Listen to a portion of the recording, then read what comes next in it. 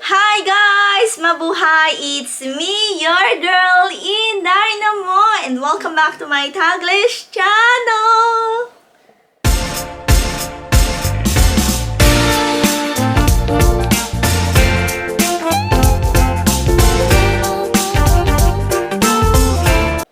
Hello guys! How are you all on either side of the universe? So guys, for today's video, another attraction dito pa rin tayo sa Utah. So guys, are you ready? What are we waiting for? Happy watching! For years, as a result of the weaponry used, the toxic remnants of the war can indefinitely change the agricultural landscape of the country. Joe Hupy has studied this. He is a digital soil geomorphologist in aviation and forestry at Purdue University. He's tested and analyzed the soil in Vietnam and areas of France that were affected by the world wars. And he's with us now to tell us more. Professor Hupy, thanks so much for joining us. Yes, thank you for having me on the show. Soil tests performed by scientists found high concentrations of toxins like In a quarter mile, turn right. that, we assume are byproducts of the war in Ukraine. It's my understanding that these tests show that these toxins are in millions of acres of farmland and forest. Can you help us try to understand the scope of the long-term issues that Ukraine farmlands could be facing? The same soil that's extremely fertile is also a soil that is going to take on a lot of these toxins following the war. Even though we're kind of winding back to stalemate conditions like we had in World War I, we have much more modern conditions. Turn right. We have farmlands that can linger around and degrade, and we also have depleted uranium rounds, and we have explosives and a lot more different types of chemicals. Continue on Valley of the Gods Road for 3 miles. No, don't do that here. Welcome to the Valley of the Gods. It's a scenic backcountry area located in the southeastern Utah, known for its striking rock formation and serene desert landscape, often referred to as a mini monument valley. It offers a quieter and less visited alternative to its more famous neighbor. The Valley of the Gods is the Bureau of the Land Management, or the BLM land, so it's less regulated, offering a more rugged and adventurous experience for visitors seeking solitude and natural beauty. This comes down to where the stalemate conditions were and proximity to water table, how much clay you have in the soil, and a lot of that is just going to relate to more or less a lot of the tools that Ukraine uses right now in waging warfare, such as the drones that can take high resolution imagery on demand. Following this war effort, those same pieces of technology can be first used to assess the amount of damage, but then with the right sensors on board, you can monitor areas where you have stressed crops, where you have stressed conditions, and those areas can be pinpointed to address the mitigation efforts.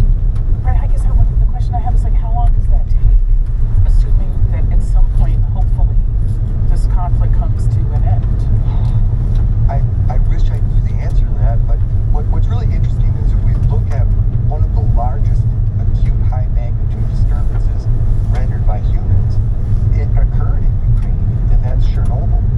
And in fact, one of the issues is that in Ukraine, where the Russians were around Chernobyl, there were many reports of them being forced to dig trenches in contaminated soils and kicking back up the same radioactive contaminants that were supposed to be left behind in place. No. One of the biggest issues that we're going to see here is that you have trenches crisscrossing the eastern portions of this war, in the eastern portions of Ukraine, where these stalemate conditions are. Those trenches are probably going to linger for a long time, because in many cases it's not going to be that easy to plow them over. In those trenches, One of the most popular activities in the Valley of the Gods is the 17-mile dirt road that loops through the area. The road winds between towering rock formation and offers incredible photo opportunities at every turn. The unpaved road can be challenging at times, especially after rain, so high clearance vehicle is recommended. One of the saddest and most apparent vestiges of war, and when we think of the chemical contamination, a lot of that can and will be leached out through time in the order of maybe 10 years, 20 years, 50 years, in some cases. cases up to 100 years. But that'll go away. But if we think about the vestiges of war in terms of unexploded shells, in France, there are still tractors that are hitting unexploded shells and blowing up tractors. There are still stacks of unexploded shells on the sides of fields from farmers having to get out and physically remove them.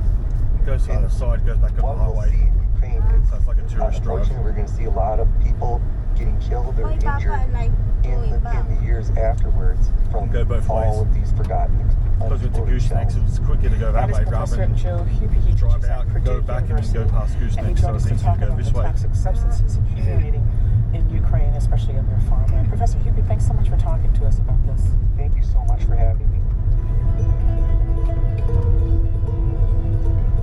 The best times to visit are during the cooler months of spring and fall when daytime temperatures are more moderate between 60° Fahrenheit and 80° Fahrenheit. These seasons also offers a beautiful lighting of photography. Summer temperature can be extremely hot, often exceeding 100° Fahrenheit, making outdoor activities less enjoyable. Though morning and evenings can still be pleasant. Winters can be cold, especially at night, but the valley is still offering stunning beauty with fewer visitors and the possibility of snow camp formations. Find out more at the support link at ksjd.org. KSJD is supported by the Mancus Brewing Company, providing its own version of the Mancus experience with handcrafted beer, seltzers, kombuchas, wood-fired pizza, and a locally sourced food menu. Their outdoor patio provides views of the mountains, and the outdoor stage often buzzes with local music. Open 4 to 9 on Monday, Wednesday, and Thursdays, 1 to 9 on Friday and Saturdays, and 1 to 8 on Sundays.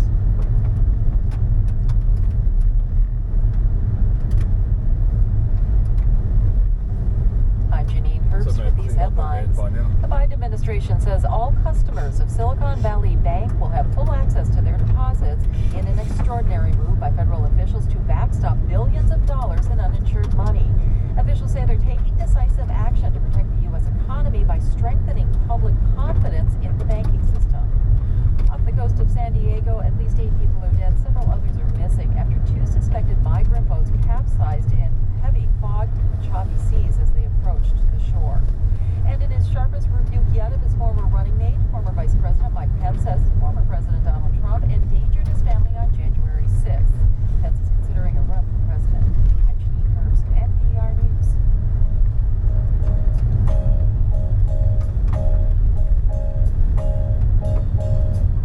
In a quarter mile, turn right.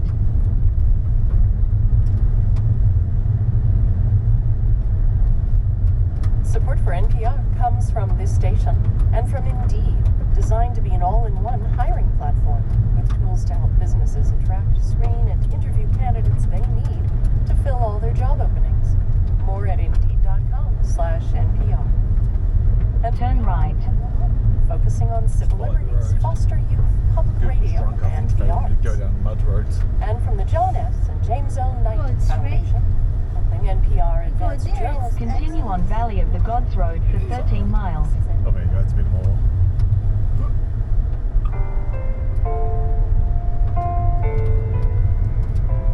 This is All Things Considered from NPR News. I'm Michelle Martin.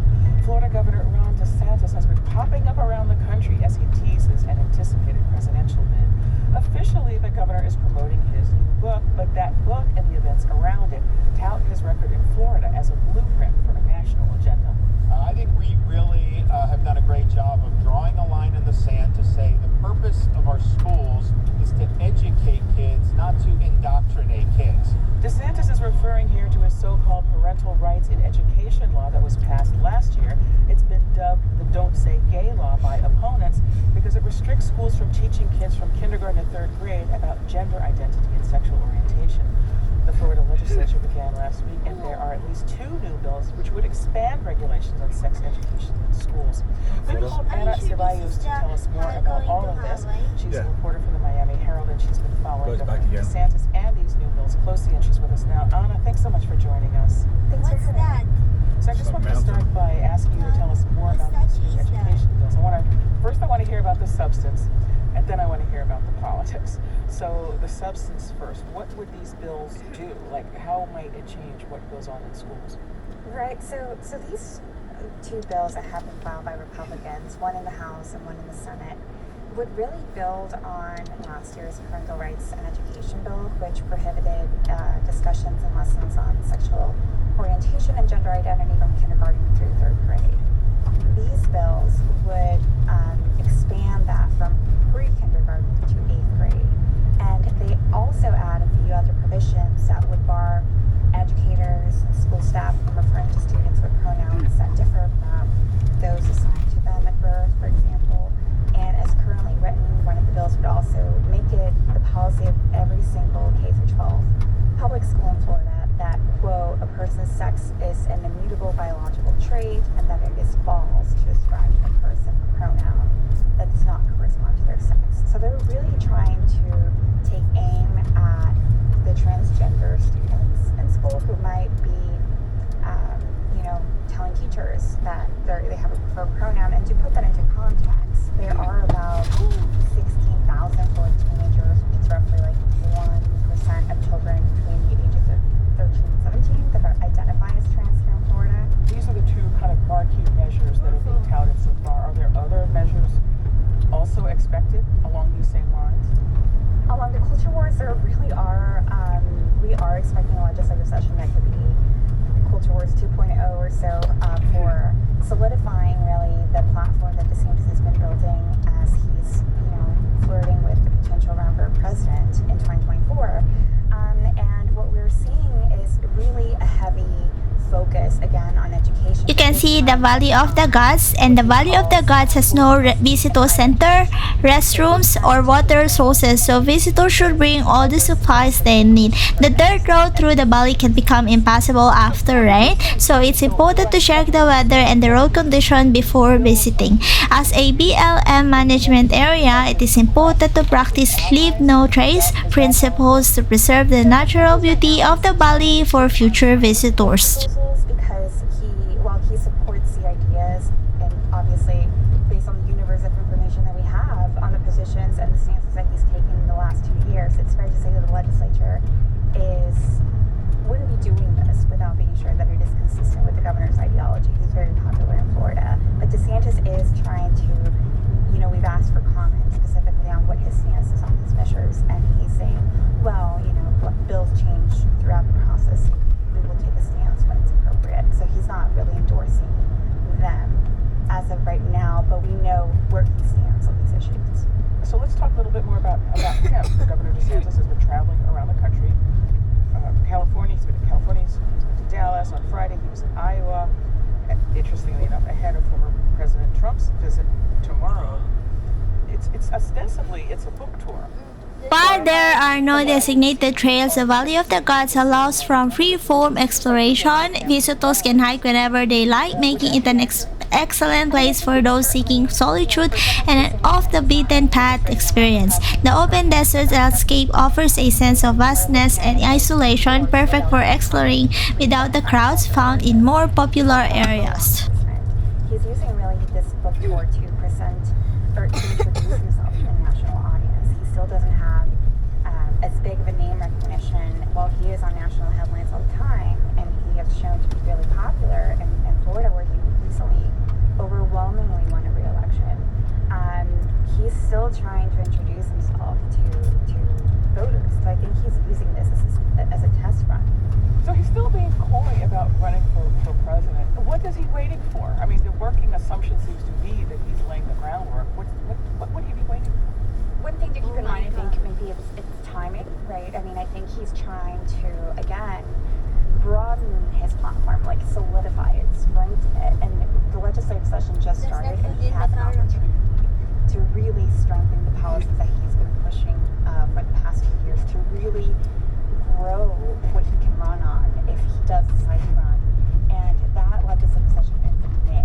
There's still enough time once that is over and once he has a portfolio a national platform. So I think he's really trying to see what more he can do as governor. I think it's really fair to say that the legislative session is going to be used as a springboard for what he can potentially do with an announcement, so he can have, the splashiest of announcements if he does decide to make one.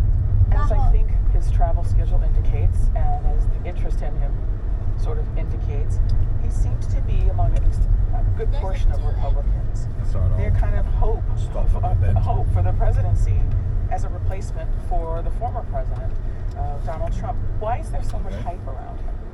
I think during the pandemic, he really became a household name when it came to the pushback, right, on vaccines and everything that was really going on in the country.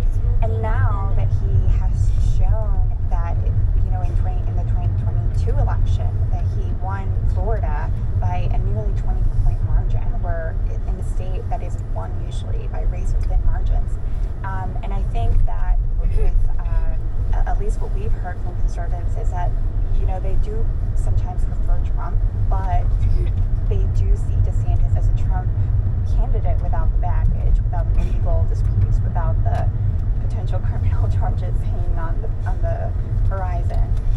So that is an appeal that we hear from conservatives here. That is Ana Ceballos. She's a reporter for the Miami Herald. Ana, thanks so much for sharing this reporting and these insights with us. Of course, thank you so much. Now we want to turn our attention to President Biden's proposed budget, which he released this past Thursday. The $6.8 trillion budget contains a list of his priorities for the upcoming fiscal year, and of course it covers all functions of the federal government, from defense to the national parks. But we want to drill down on one thing: Medicare. That's the federal health insurance program for people age 65 or older. President Biden made a point of emphasizing his commitment to the program in an op-ed in the New York Times, saying his plan will shore up the program's finances so no one need worry that it will be there when we need it. Now, Republican leaders insist that Medicare is off the table as negotiations over the debt ceiling are set to begin in Washington. But others in the party have floated the idea of making changes over time, including benefit cuts, saying that's going to be necessary. We wanted to better understand what this is all about, so we've called Julie Rovner, a veteran health policy journalist. She's the Washington correspondent for Kaiser Health News, and she hosts their weekly health policy news podcast, What the Health? And she's with us now. Julie Rovner, welcome back. Thanks for joining us. Thanks for having me. Could you just kind of frame the issue for us here? Like, why is President Biden making such a big deal out of his commitment to Medicare? And just what is the issue here? Well, I think that the way to think about this is that there's basically three ways to make Medicare cost less. And we do know that the Medicare's trustee says that within 6 years, the trust fund is going to run out of reserves, so it won't be able to pay all of the current benefits. So basically, in order to bring down the cost, you can make the people who are on the program pay more. You can make taxpayers who help support the program pay more, or you can pay healthcare providers, doctors, hospitals, all those folks less. So those are your three options. Everybody considers any of those things quote unquote cuts, although paying providers less is usually only considered a cut to the providers. They matter. Yeah, they do. They matter if they stop providing. I was just going to say, if the cuts get too big and they say we'll walk away from the program, that's a problem too. But Medicare is very popular, and I think in the State of the Union, when the president said he wasn't going to do anything to Medicare, people sort of slapped back and said, but Medicare is going to go broke if we don't do anything. So in the budget, he said, well, here are a couple of things that we could do, none of which affect how much beneficiaries pay. Okay, so give us the top lines of what he's proposing. It's actually fairly small. Last year, for the first time, Medicare was given legal permission to negotiate the price of drugs. There was a short list of drugs. This budget would make the list longer, and it would have those negotiations happen faster. It would also raise a tax on very high-income earners, those earning over $400,000. They'd raise that tax from 3.8% to 5%. So the president says that the Republicans need to release their budget priorities. Republicans have said that they can balance the budget over the next decade, but they won't touch Medicare. Is that a credible stance? It is, but only if they go after Medicaid, the actually larger program for people with low income, and the subsidies on the Affordable Care Act, which the president has now also said he won't go after. It is possible, but you would have to cut so much from the rest of the budget if you don't do anything about Medicare and Social Security. That's why we haven't seen a Republican plan yet. They're still trying to figure it out. Senate Minority Leader Mitch McConnell has already said publicly that the Biden budget agenda, especially his plan to increase the Medicare tax on high earners, quote, will not see the light of day, unquote. So what are we likely to see next? Well, at some point, the two parties are going to have to come together before the Medicare trust fund runs out of money. This is time we've been within this close period where the trust fund could run out of money. It's happened several times in the past. Eventually, the parties do get together and figure out some way to shore it up. And I'm sure that will happen this time too, but I suspect this year is going to be more of a fight leading up to the 2024 elections. And as we said, the talks over the debt ceiling is approaching. The leaders of both parties have said that Medicare is off the table. But there is a caucus within the Republicans that are very eager to advance budget cuts somehow, or at least spending cuts somehow, or spending caps somehow. Forgive me for asking you to speculate, but is it conceivable that Medicare won't be implicated at some point in these talks? Oh no, of course Medicare is going to be implicated at some point in these talks. First of all, what Republican leaders say is not necessarily what all of the Republican rank and file will do. It's true of the Democrats too. So it's hard to imagine that it won't be put on the table in some way, shape, or form. So what are you going to be paying attention to as these discussions continue over the next couple of weeks and months, really? Yeah, what the proposals are. As I say, something needs to be done to Medicare, lest it run out of money. So I think that pretty much the entire federal panoply of health programs is going to be up for discussion, and that's what I'll be watching. And quickly, what about the public? I mean, I think if you watch, broadcast television, the people who still watch television that actually has commercials, there's just been a flood of commercials around Medicare in recent weeks, at least, where I live. And I'm just wondering, is this the kind of subject that the public really can focus on? But is this the kind of thing that the public... You can see here at the Valley of the Gods our unique rock formation. The valley is home to stunning sandstone, monoliths, spires, pinnacles, and buttes that have been shaped over millions of years by erosion. These formations have dramatic names like Lady in the Bathtub, Seven Sailors, and Setting Hen, each assembling figures and shapes similar to Monument Valley. To manage care companies means that they'll have fewer benefits for the beneficiaries. Then people really could get behind that. So the trick is, how this gets negotiated and how it gets presented to the public as to whether it will actually affect their health care. That was Julie Rovner. She's the Washington correspondent for Kaiser Health News and host of their weekly health policy news podcast, What the Hell? Julie Rovner, thanks so much for sharing these insights with us once again. Thank you. Looks like the two with eyes and the food and the nose and eyes. You're listening to NPR News.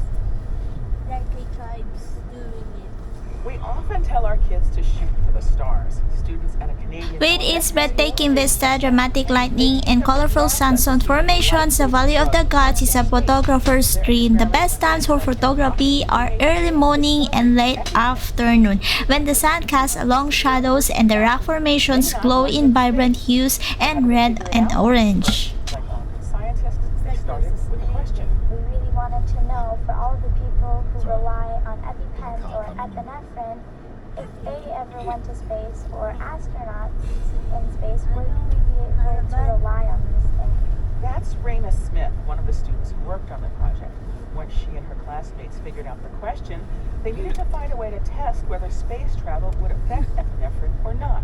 Cara Murray says the next step was to make an educated guess. So our hypothesis was that if the epinephrine went to space, the radiation would change the molecular structure, because on Earth, the UV radiation from the sun changes it.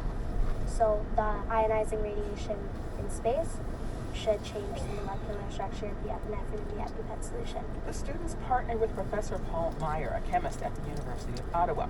Using specialized tools, they compared the molecular structure of the pure epinephrine and the EpiPen solution before spaceflight and after spaceflight. The pure epinephrine turns into 13% benzoic acid, which is toxic. So that would make the epinephrine poisonous. And the EpiPen solution developed, there were no epinephrine molecules remaining. For Raina, the results were pretty exciting. I was really happy because it's incredible to know that at such a young age, we could potentially be making an impact on the world, and at such a young age, we found out big science. And the students aren't done yet.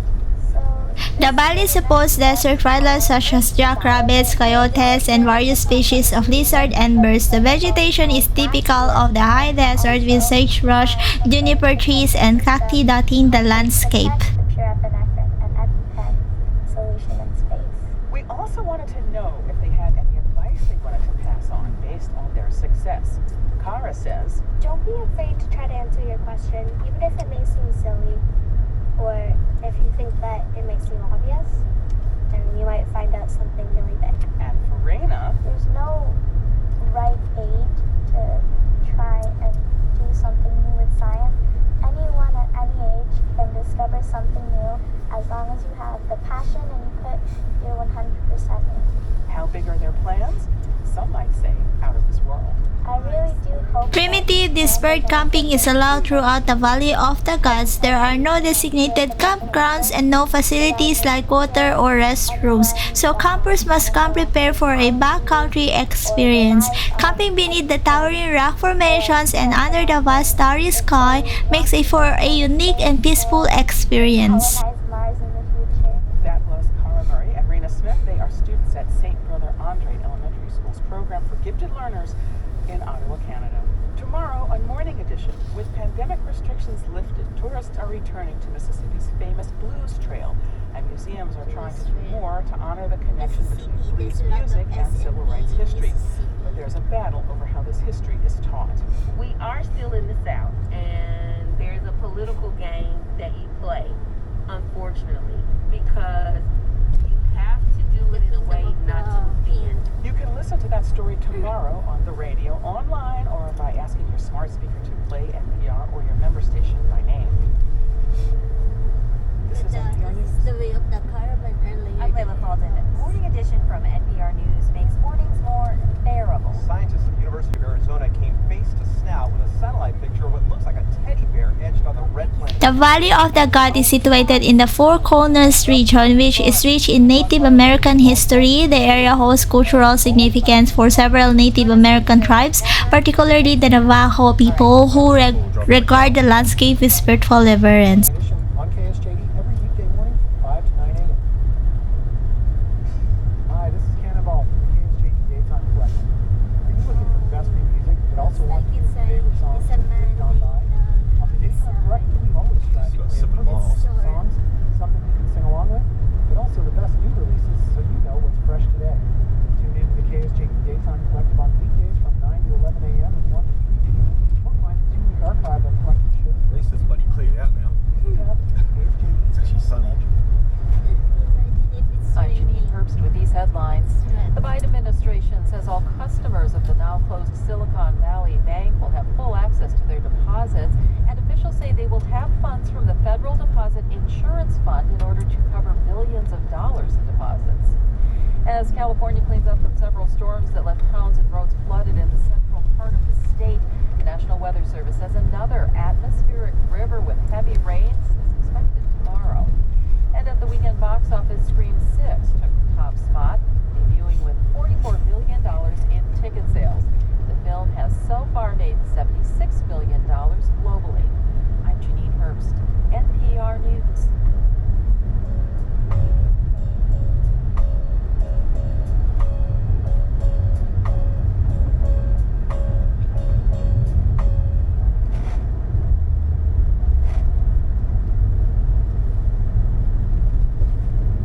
Support for NPR comes from this station and from the Walton Family Foundation, working to solve social and environmental problems to improve lives today and benefit future generations.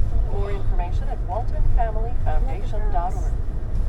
And from the Rockefeller Foundation, making opportunity universal and sustainable for over 100 years. And from the John S. and James L. Knight Foundation, helping NPR advance journalistic excellence in the digital age. This is NPR.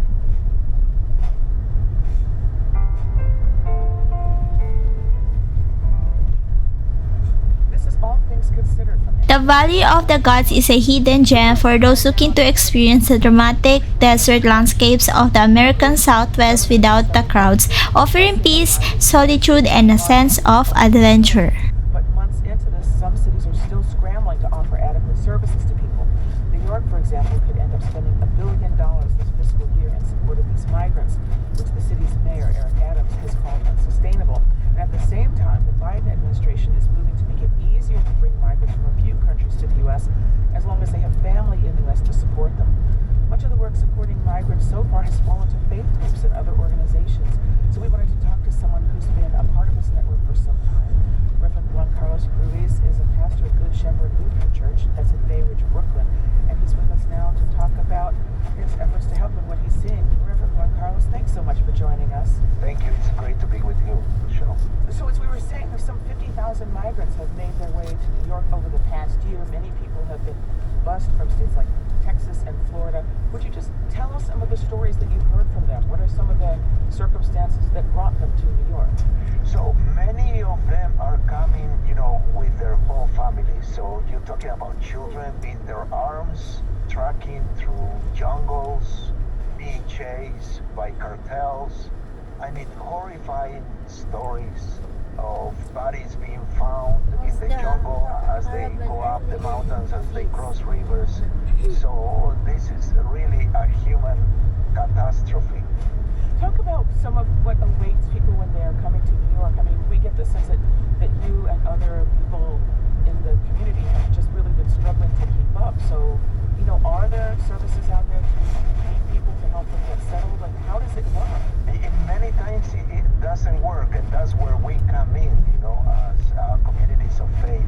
Unfortunately, they are coming into a housing system that has been overwhelmed, and so people are scrambling just to find some firm footing, a dignified place to rest. What we see is that many people are disconnected, disoriented, misinformed. After traveling on foot for 2 months, 3 months, they need a place that they can feel secure. What are some of the things that you and other members of the church do when people come to you? How do you help them? So we've been giving them out phones, metro cards, food, warm food. Many people complain that in the shelter system or in the hotels that they've been placed, they don't have spaces to cook.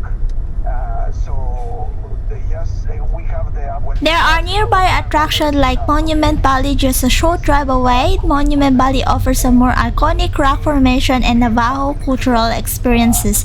The second one is the Gooseneck State Park located nearby. This park features a dramatic views of the winding San Juan River as it cuts deep into the earth, creating a series of tight twisting turns. The third one is a Monkey Dagway, a steep gravel switchback road that climbs up to the Cedar Mesa, offering breathtaking views of the surrounding area, including the Valley of the Gods. But a lot of people really took a hit during the coronavirus pandemic. A lot of people's hours were cut. Some people lost their jobs. And I'm just wondering if you are hearing from people who would like to perhaps help family members, but they're struggling themselves. Can you tell me anything about that? In our church, in our community, we have a mixed population. So we have a lot of undocumented people who have been living in the shadows for the last 20 years.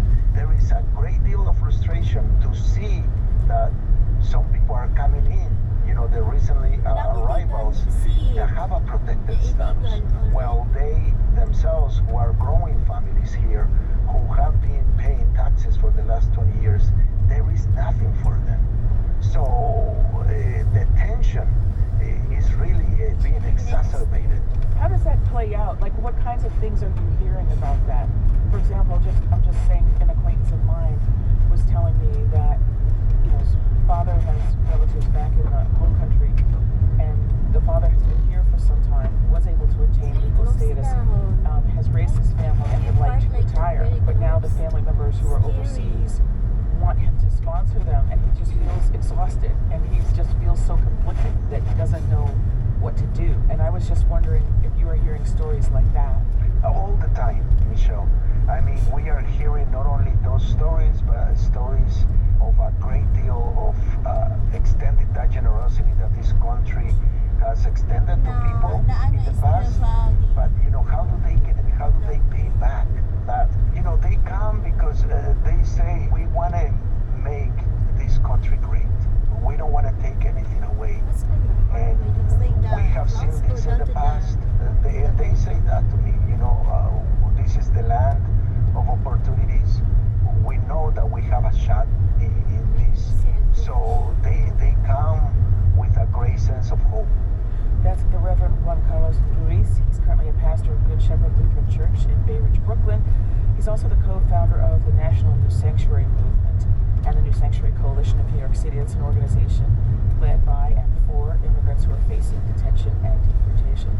Reverend Juan Carlos, thanks so much for joining us. Thank you, Michelle. Great speaking with you. One life. It's Oscar night, so we thought this would be a good time to pay homage to a convention of modern movies. It can be traced back to the original Rocky. Another one at the end of the I see a generator there. 1977. Have I got Starlink as well? I am talking about the training montage. Starlink, Still going strong. in the latest generator and and red installment box, of the solar Rocky panel at the front. franchise, Creed 3, which is in theaters now. YouTuber. Grieving has the history of this art form. Yeah, in Starlink miniature. is from this It's a country. freezing so it cold will be Philadelphia morning. Rocky Balboa wakes up at the crack of dawn, gulps down a glass of raw eggs, bundles up in his drab sweatsuit and Chuck Taylors, and heads out to begin his run in the train yards. In reality, this is probably a miserable workout, but in the training montage, it becomes movie magic. What do you think? That's the thing, right? It's free. You can do live because it's the internet of the stars. They have Hey, so one what's light too interesting at the about the end train? of the Indian statue. Not much. But could there be a story in the story? Bill Conti composed the score for Rocky in I mean, it's 1976. like a robot. He says director John G. Like Avildsen with a came to him with, mask, quote, 10 miles of oxygen. just raw footage of Sylvester Stallone Right. jogging, It's punching like a medicine ball, octopus. doing one-handed push-ups, and boxing It's slaps. like Elvis John Presley. Allison said, Bill, give me about a minute and a half's worth of music. So cut something together. A minute and a half of this boring training should be enough to get me started. Conti took his main Rocky theme, which we've heard more slowly and wearily earlier in the picture,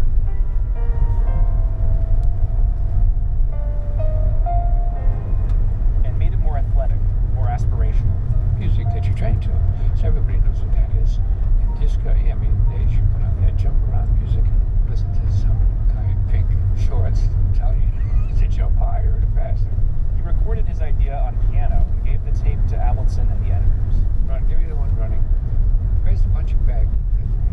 The punching bag doesn't fit us because to the medicine ball. Okay. How many miles of this can we take? But then here in the music, the music changes here. Let's go. Here, let's go there. He's running. I like the running up the stairs. We'll leave that for last. As Avildsen cut the montage together, it began to form a miniature story of overcoming adversity, to the point where Rocky is practically taking flight at the top of the stairs leading to the Philadelphia Museum of Art.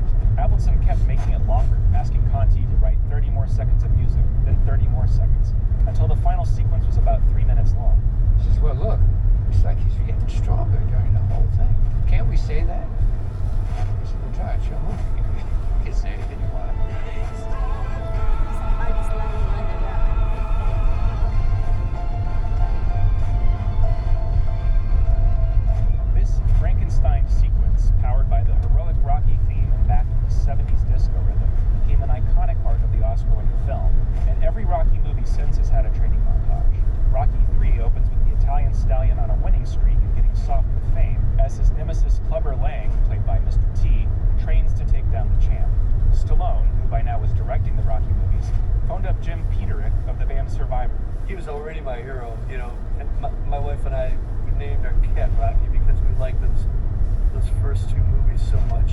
He says, well, I got this new movie called Rocky 3, and I don't want to use that Gonna Flying Out song again, I want something for the kids, something for the pulse. Can you help me out? This time, the montage was already cut together when Stallone sent Peterick a rough cut on Betamax. And, we see Mr. T rising up, looking really tough, and Stallone doing Master Charge commercials and getting a little soft.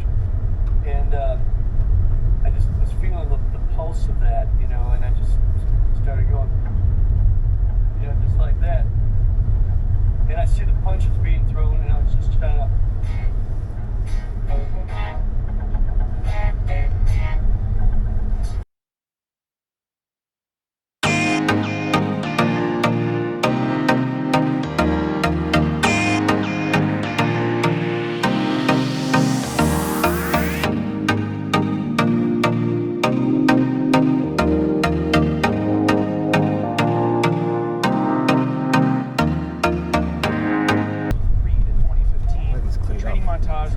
established tradition he didn't want to mess with.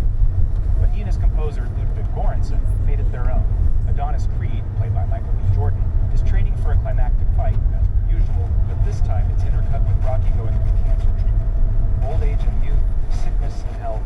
Göransson symbolized that with a loving homage to Bill Conti and Ben Affleck now, but with a powerful hip-hop energy.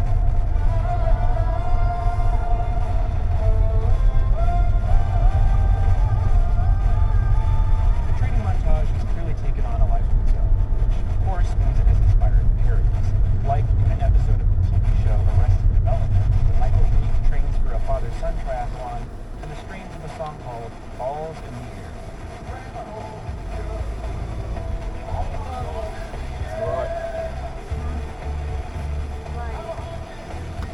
It's a funny spoof, but like us, deep down, it knows that training montage is for NPR News, It's pretty much a side view of anything there.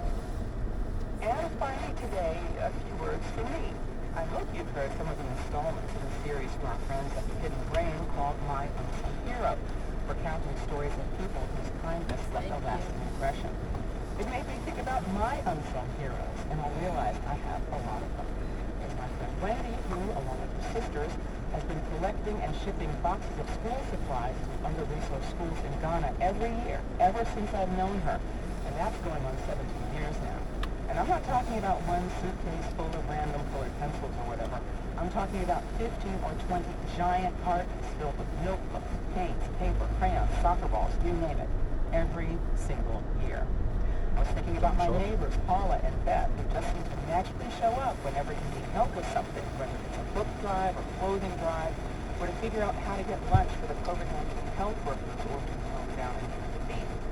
There's my friend Sabrina, who, now that she's an empty nester, helps all of her friends navigate tricky issues with their legislation.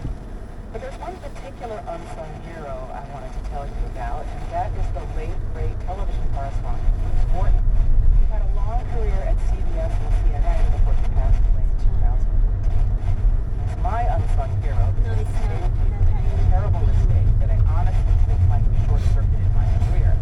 This came after I was offered a job in broadcasting after I had started my career working my way through local, state, and national politics and columns in newspapers. I actually didn't know this except to say hi, because sometimes I have my phone number and see how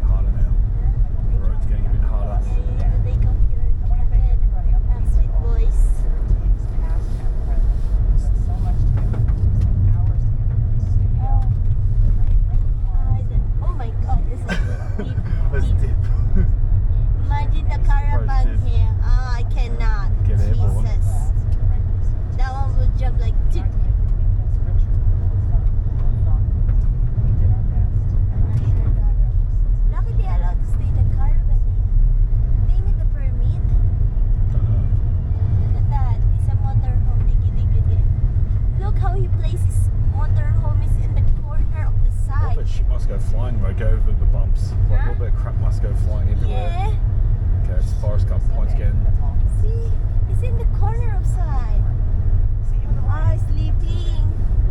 Oh, there's a car. Support for NPR comes from this station and from Progressive Insurance with Snapshot, which monitors safe driving habits to determine a personalized rate. And Progressive.com is not available in California and North Carolina. There's an MGM behind. And from the George Lucas Educational Foundation, creator of education, committed to advancing educational innovation. Oh, good times. The Lion King. Pre-K to 12 learning. More at They're two boys. What they do? Oh, doggy. Sorting on it. Like, we got the jacket man. Forrest Gump. Forrest Gump is coming. Look at the small Santonino there. There's a small hat. Yeah, this is Santonino. The caravan there on the green on the top. It's like genting. Oh, there's a bus there. Huh? There's a very old looking bus. Oh, look at that. They're looking at the stone of the Mexican hat. Lot of hippie stone there on the top. Yeah, I don't think the hippies placed it there. I think that's natural. Don't think the hippies will be able to get up there. Look at the Santonino. Oh, we go to Genting. Genting Yeah, Palace. 0.4 of a mile. We're nearly off. That's. I think it's only. You will ride like see the Forrest bottom. Gump. Then it's 65 all the way back to Forest Gump Point. And then it's not that much further on, and then I can relax my legs. Yeah, and sit down. One last Oh my god. dodgy part as a thank you. You're so sharp. Yes, I'm very so sharp.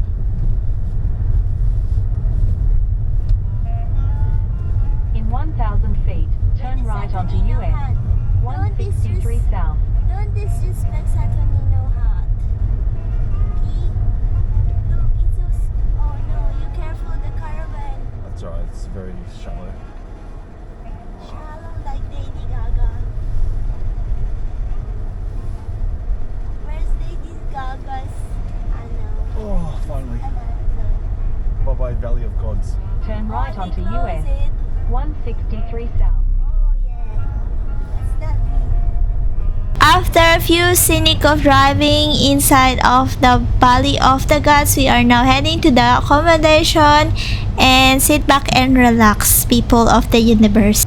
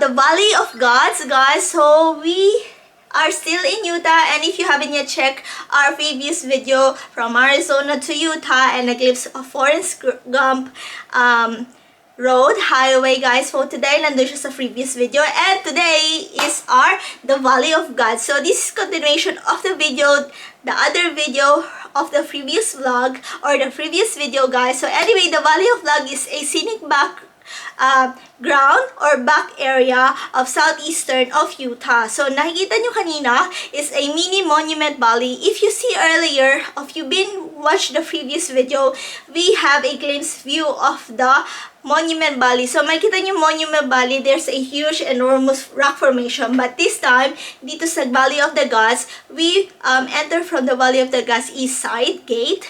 So makikita nyo there's a two side na pwede kayong pumasok doon, guys. It's only one way or two-way, guys. Nakita nyo sa video, it's a drive-through. So makikita nyo left and right, there's also rock formations from the different angle.